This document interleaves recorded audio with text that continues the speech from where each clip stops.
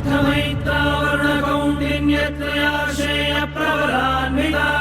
वसिष्ठगोत्रोद्भवस्य अखिलाण्डकोटिब्रह्माण्डनायकस्य Shri सच्चिदानन्दस्वरूपस्य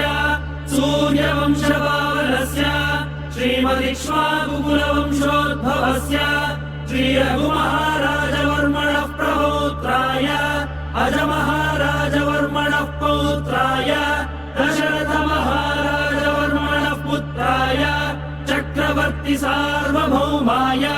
Shri Mahavishnu अवतारभूताय Bharatkhand आत्मस्वरूपाय Shri पट्टाभिरामचन्द्र स्वामिने